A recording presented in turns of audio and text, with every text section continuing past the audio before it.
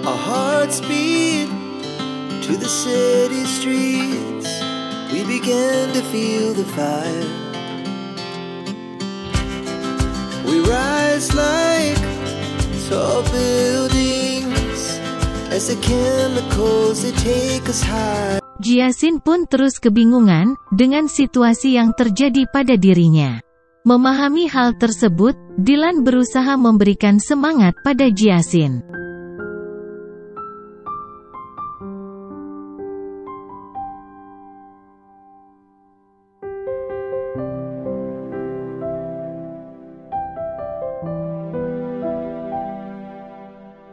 Keesokan harinya, Jiasin masih tidak menyangka jika di dalam perutnya sudah berisi seorang bayi.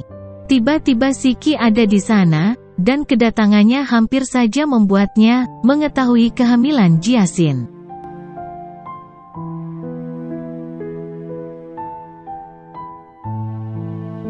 Sementara itu, Si kembali mendapatkan telepon dari Ana. Ana mengatakan jika ia akan memutuskan untuk mengakhiri karirnya dan menghabiskan hidupnya dengan Si, karena Ana sudah mengetahui bahwa Si akan melamar dirinya. Mereka pun benar-benar terlihat saling mencintai satu sama lainnya, tetapi Si harus menyelesaikan urusannya dengan Jiasin terlebih dahulu. Saat itu Si diberikan kabar oleh Anson bahwa sepupu Si yang bernama Zengren akan kembali ke perusahaan.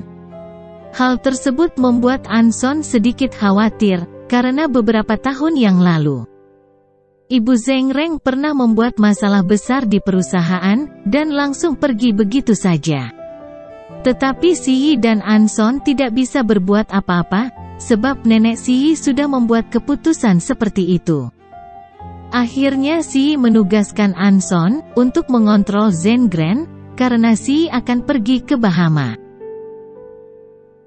Di sisi lain, Jiasin sedang menunggu jemputan Si. Tak lama kemudian, Siki pun memberikan kabar buruk pada Jiasin, jika video Jiasin yang sedang mual-mual sudah tersebar di media sosial, bahkan banyak orang yang membuat stiker dari gambar Jiasin. Akhirnya nenek Si langsung mengirimkan stiker Jiasin pada Dylan, karena beberapa hari yang lalu, mereka pernah bertemu di pameran seni.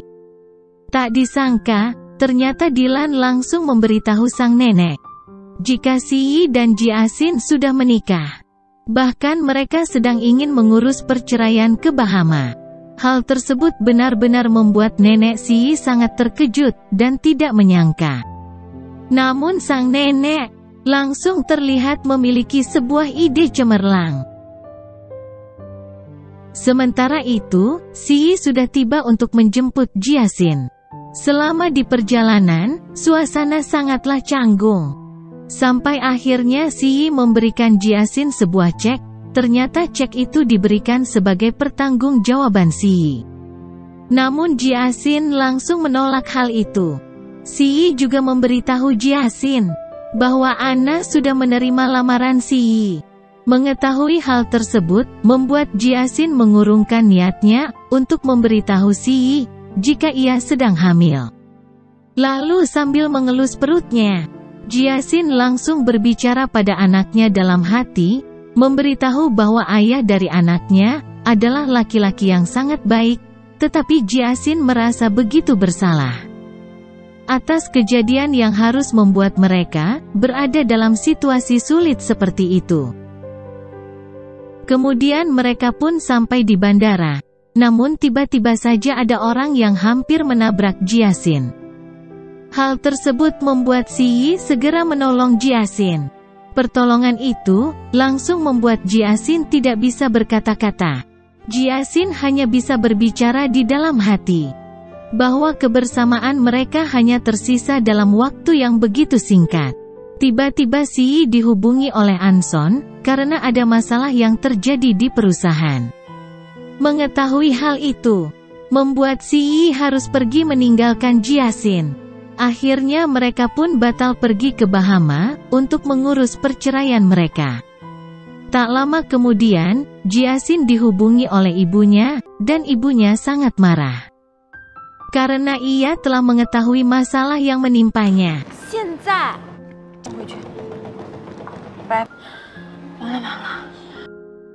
Sementara itu, Si pun menemui nenek, dan anggota keluarga yang lain. Ternyata masalah pabrik di Pulau Huaniao tidak bisa diselesaikan jika Si tidak segera pergi ke sana. Akhirnya Si mengajak Anson untuk ikut bersamanya ke Pulau Huaniao. Kemudian ketika di dermaga, Si dan Anson berpapasan dengan Jiasin. Namun mereka sama-sama tidak menyadari hal itu. Bahkan ternyata mereka juga menaiki kapal yang sama, karena kampung halaman Jiasin adalah Pulau Huaniao.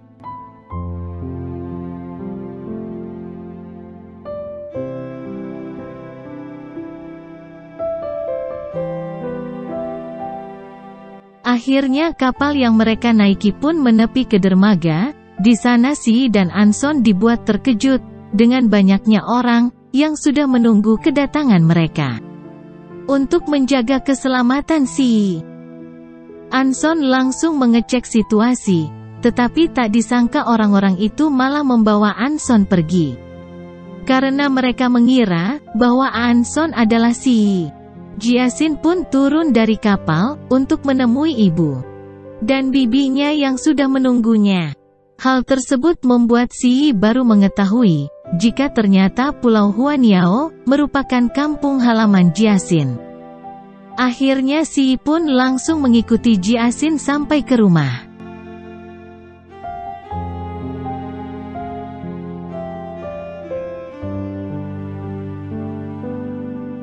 Tak disangka, di sana Si malah mendengar Jiasin yang sedang dimarahi oleh ibunya karena ia banyak hutang. Namun tak berselang lama kemudian, ada seorang pria yang tergesa-gesa memberitahu ibu Jiasin jika Jiasin sedang hamil. Kabar tersebut membuat ibu Jiasin sangat terkejut.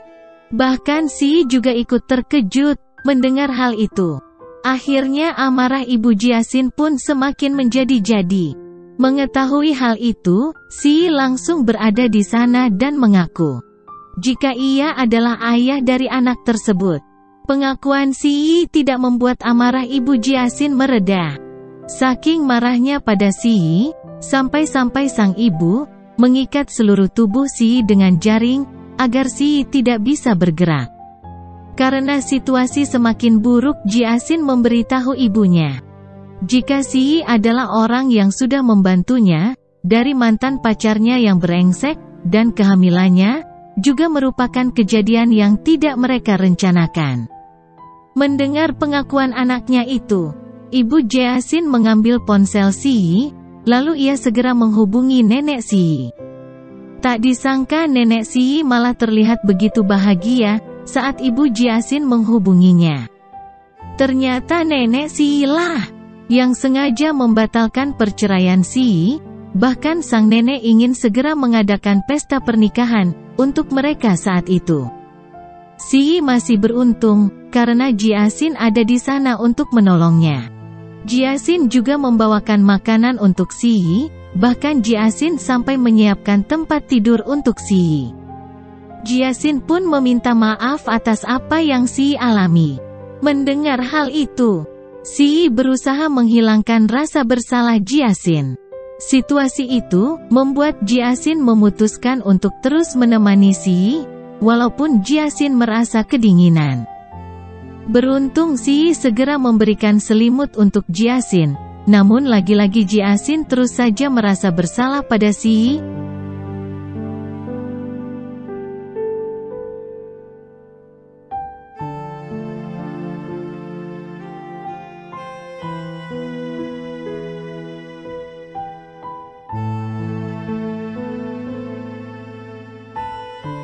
Keesokan harinya, ibu Jiasin dikejutkan dengan kedatangan begitu banyak barang-barang. Ternyata semua itu adalah pemberian nenek Si. Nenek Si juga ada di sana untuk menemui ibu Jiasin. 孩子，一生下来就是成绩，太不懂礼貌了。Sementara itu Si Yi baru saja terbangun, ia mendapati surat dari Jiasin, yang berisi permintaan maaf. Jiasin memutuskan untuk menggugurkan anak yang ia kandung. Mengetahui hal itu, membuat Si Yi sangat terkejut, sehingga ia langsung menemui neneknya, serta ibu Jiasin untuk memberitahukan hal tersebut. Di sisi lain, Jiasin sudah berada di rumah sakit. Sementara Si Yi masih terus berlari, agar ia bisa menghentikan Jiasin. Lalu ketika pemeriksaan kandungan, Jiasin mendapat kabar, bayi yang ia kandung sangat sehat.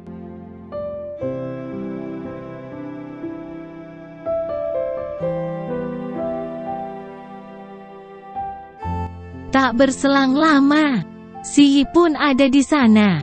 Si Yi mendengar semua perkembangan bayi yang dikandung Jiasin. Tetapi Jiasin tetap berkeinginan menggugurkan bayi itu, karena ayah dari bayi tersebut tidak menginginkannya. Mendengar hal itu, Si Yi langsung menghentikan Jiasin. Ia mengatakan bahwa ia menginginkan anak mereka. Ungkapan tersebut membuat Jiasin semakin terharu.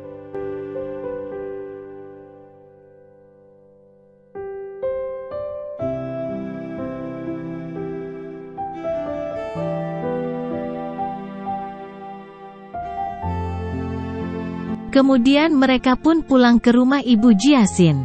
Sehingga sang nenek terlihat sangat bahagia. Bahkan mereka meminta agar Si Yi dan Jiasin segera mengurus pernikahan.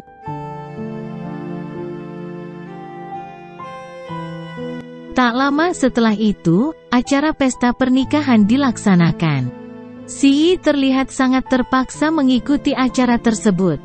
Bahkan mereka terpaksa berciuman di depan semua orang, sesuai permintaan orang-orang yang ada di sana. Tetapi Si Yi tetap tidak berhenti menyebut Ana saat mencium Jiasin, sehingga Jiasin jadi salah tingkah. Ketika acara sudah selesai, Si Yi baru menyadari bahwa ia hanya menjadi lelucon bagi semua orang.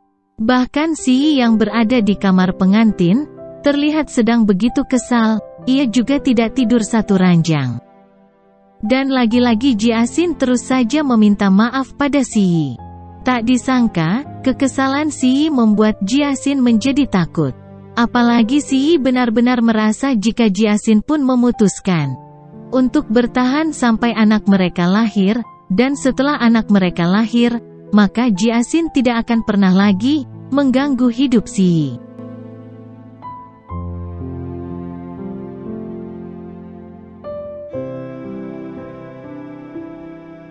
Keesokan harinya, nenek Si Yi dan Jiasin sedang bersiap untuk kembali ke kota.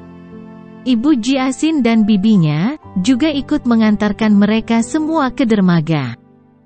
Kepergian mereka itu membuat ibu Jiasin sedih.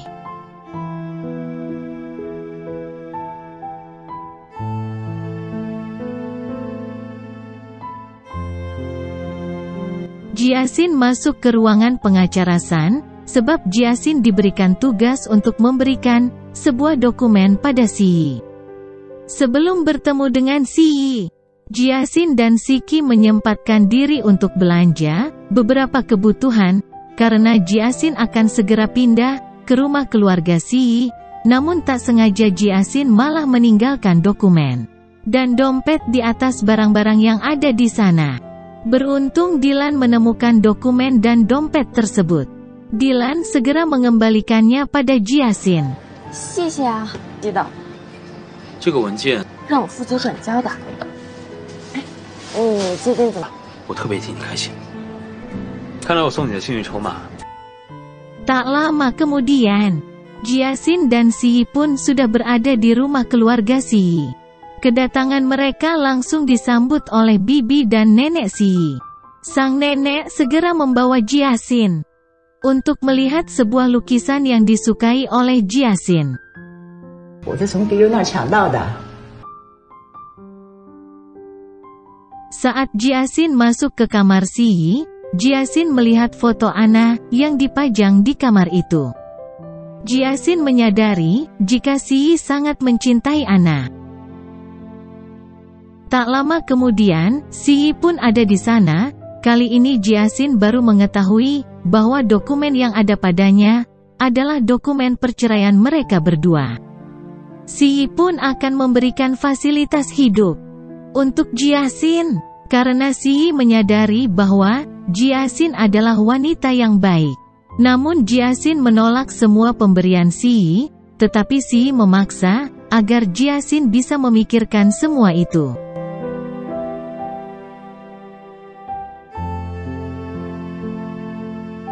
Keesokan harinya Jiasin sudah membayangkan jika Anna dan Si Yi akan hidup bahagia bersama anaknya. Akhirnya Jiasin pun ingin membicarakan dokumen perceraian dengan Si Yi. Tetapi Si Yi malah terkejut. Melihat keberadaan Jiasin kali ini, Jiasin sudah menandatangani surat perceraian mereka. Jiasin juga mengizinkan anak mereka untuk tinggal bersama Si Yi. Namun Jiasin tetap tidak akan menerima pemberian apapun dari Si Yi, bahkan Jiasin sudah mengembalikan cincin pernikahan mereka. Jiasin berjanji tidak akan memberitahukan semua itu pada nenek Si Yi. Saat Si Yi akan mengantarkan Jiasin untuk pergi bekerja, Jiasin meminta agar Si Yi menghentikan mobilnya. Si Yi menyadari jika Jiasin sedang marah padanya, tetapi Jiasin berusaha memaklumi sikap Si Yi. Hal itu membuat Si Yi terlihat merasa bersalah.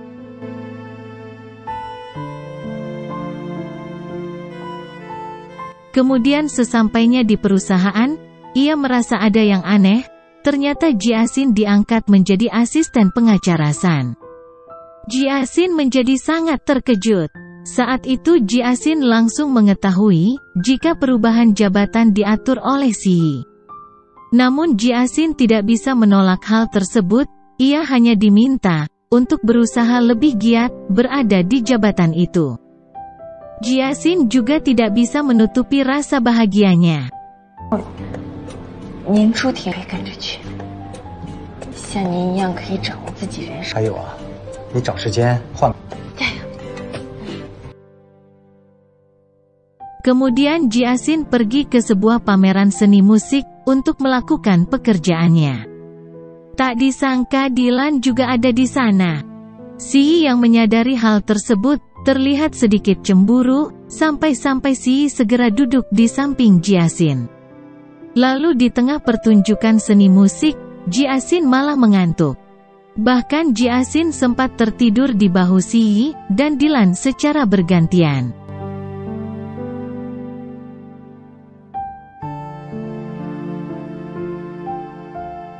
Setelah acara selesai, Jiasin masih terus saja mengobrol dengan Dylan. Keakraban mereka membuat Si Yi terlihat tidak terima. Padahal ia sendirilah yang meminta agar mereka merahasiakan pernikahan di depan semua orang. Akhirnya Si Yi memutuskan untuk pergi dari sana. Saat Jiasin sudah pulang ke rumah, ia langsung menyiapkan beberapa hidangan makanan. Si Yi langsung mengingatkan Jiasin agar Jiasin tetap menganggap Si Yi sebagai suaminya, walaupun ketika berada di luar rumah.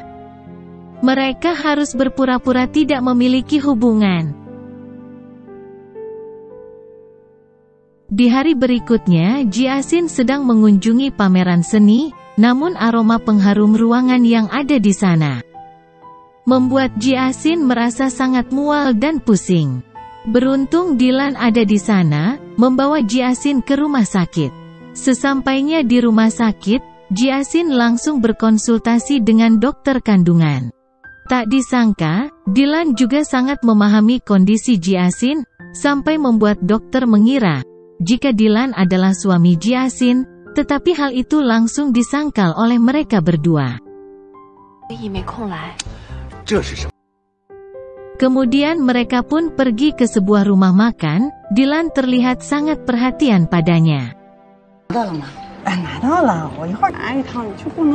Suatu hari nenek Si Yi pingsan karena mendapat berita Zengren bekerja sama dengan perusahaan yang membuat perusahaan keluarga mereka berada dalam masalah. Bibi Si Yi menjadi panik, dan di saat yang bersamaan, Jiasin juga ada di sana. Akhirnya mereka pun segera membawa sang nenek ke rumah sakit. Semua anggota keluarga juga ada di sana. Namun bibi Siyi malah membuat sebuah kebohongan jika kondisi nenek Siyi disebabkan oleh sebuah foto kebersamaan Jiasin dan Dilan. Hal itu membuat Jiasin merasa sangat bersalah, dan Jiasin berusaha menjelaskan semuanya pada Siyi. Tetapi Siyi benar-benar marah pada Jiasin, sampai ketika berada di rumah, Siyi dan Jiasin tidak berbicara sama sekali.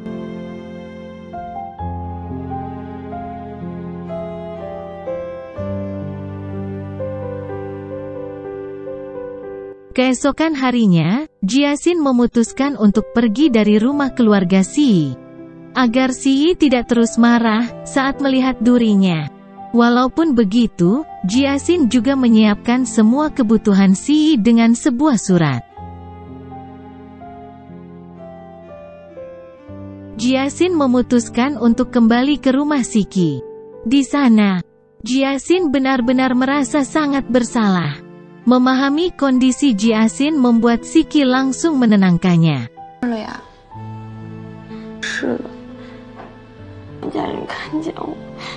Sementara itu, Siyi memandangi bekal yang sudah disiapkan Jiasin, bahkan Siyi sudah menyadari jika kondisi neneknya bukan disebabkan oleh Jiasin.